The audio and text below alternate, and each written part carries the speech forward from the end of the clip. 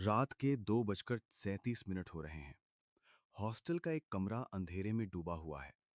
Table पर पड़ी एक हाफ बर्न्ड कैंडल, 3 खाली कॉफी मग्स और एक लड़का, जिसके आंखों के नीचे डार्क सर्कल्स नहीं, सपने और डर लिखे हुए हैं।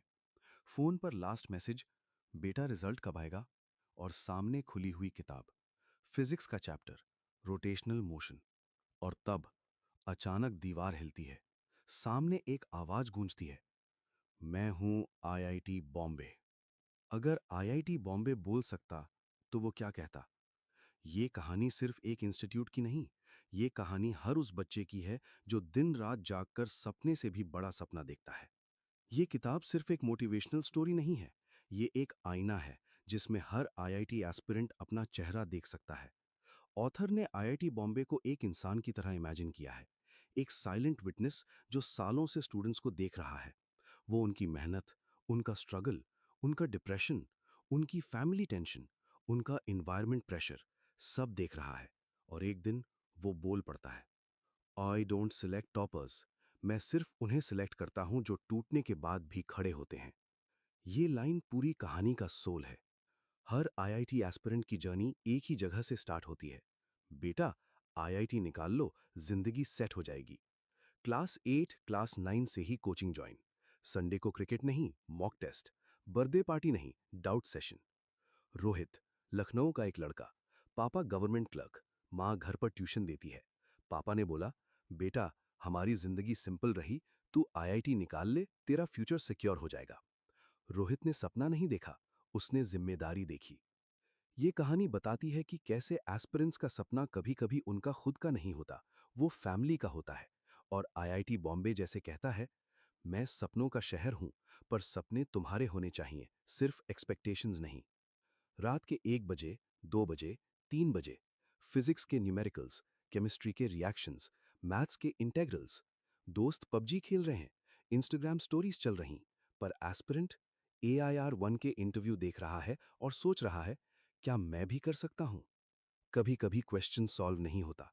एक लड़का टेबल पर सिर रखकर रोता है, और जैसे आईआईटी बॉम्बे उससे कहता हो, तू क्वेश्चन से नहीं लड़ रहा, तू अपने डाउट से लड़ रहा है।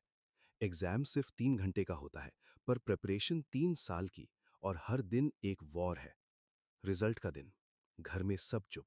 पापा का फेस सीरियस, माँ मंदिर में। रैंक आई 12,000, कट ऑफ क्लियर नहीं हुआ।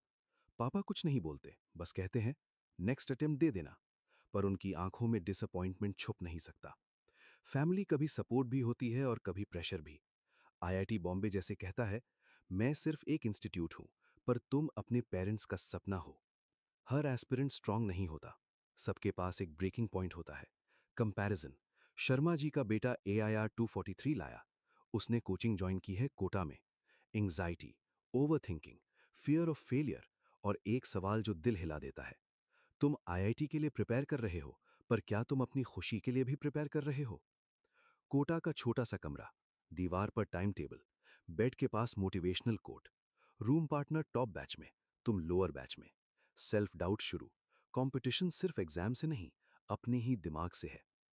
जेई एडवांस्ड का result, roll number search, not found.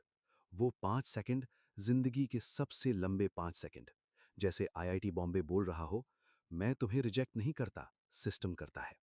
Failure का मतलब एंड नहीं, पर उस वक्त लगता है सब खत्म।